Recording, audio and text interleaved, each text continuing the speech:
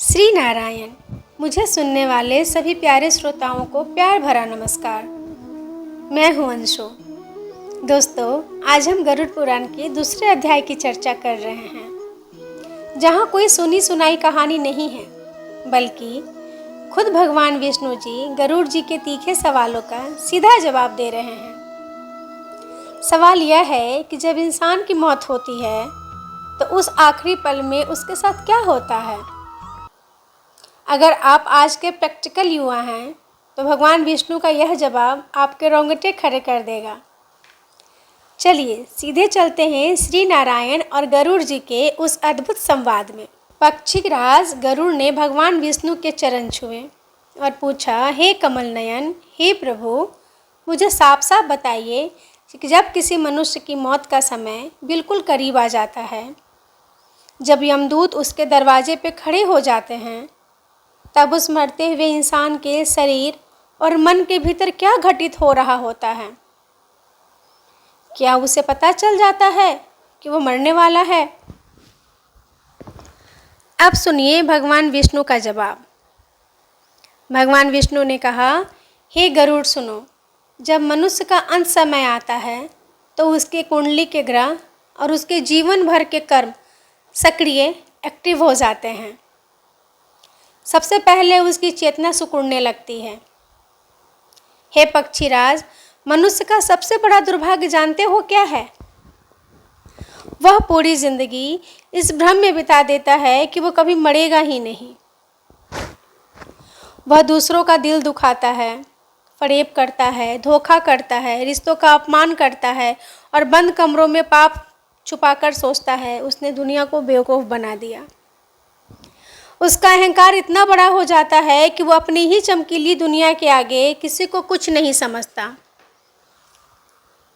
सोचो गरुड़, उस वक्त उस इंसान के दिल पर क्या गुजरती होगी जब उसे अचानक एहसास होता है कि करोड़ों की प्रॉपर्टी, घर, परिवार, बच्चे, पत्नी, जिन रिश्तों के लिए उसने अपनी आत्मा को दांव पे लगा दिया था, वो सब यहीं छूट रहे हैं। वह अपने साथ सुई की एक नोक भी नहीं ले जा सकता। तब उस आत्मा को पहली बार अपनी बेबसी का एहसास होता है। तब वह उस शरीर के अंदर तड़पता है, छटपटाता है। लेकिन यम का नियम अटल है। वह मोह का धागा इतनी बेदर्दी से तोड़ता है कि आत्मा का चित्कार ब्रह्मांड को कपा देता है। भगवान विष्णु कहते हैं कि जिस इंसान ने जिंदगी भर सिर्फ धोखा, फरेब और गलत कर्म किए हैं, उसे यम के दूत भयानक और डरावने रूप में दिखाई देते हैं। वहीं दूसरी तरफ जिसने ईमानदारी से जीवन जिया है, उसे परम शांति का अनुभव होता है। यानी आपका कर्म ही तय करता है कि आपकी मौत का एक्सपीरियंस कैसा होगा। भगवान विष्णु बताते हैं कि जो लोग घर, गाड़ी, बैंक बैलेंस और रिश्तों में बहुत ज़्यादा चिपके रहते हैं, जिन्हें हम मोह कहते हैं, उनकी आत्मा शरीर छोड़ने को तैयार ही नहीं होती। यमदूत उसे शरीर से ज़बरदस्ती खींचते हैं। उस वक्त आत्मा को दर्द ऐसा होता है मानो एक साथ 1000 बिच्छुओं ने डंक मार दिया हो। लेकिन जिन लोगों ने यह समझकर जीवन जिया है कि संसार हमेशा के लिए नहीं है, जिन्होंने अच्छे कर्म किए हैं, उनकी आत्मा बहुत ही आराम से, जैसे पैर से कोई कांटा निकल जाता है, वैसे ही शरीर छोड़ देती है।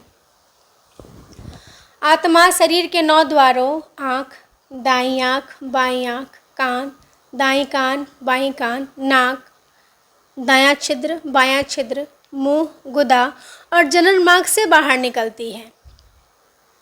जैसे ही आत्मा बाहर निकलती है, उसे सूक्ष्म शरीर मिलता है जो अंगूठे का आकार का होता है। शरीर छोड़ते ही आत्मा तुरंत कहीं नहीं जाती।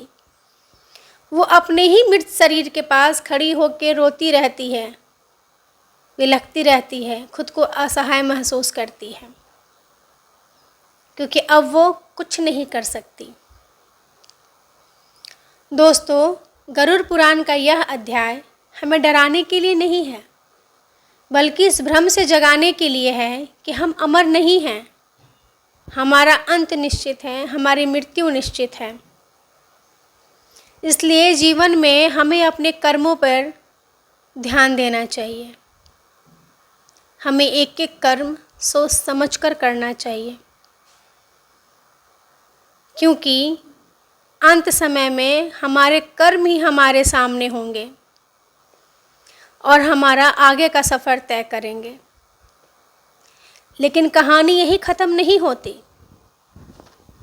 यमदूत उस आत्मा को लेकर कहाँ जाते हैं? यमलोक का वो 47 दिन का रास्ता कैसा होता है?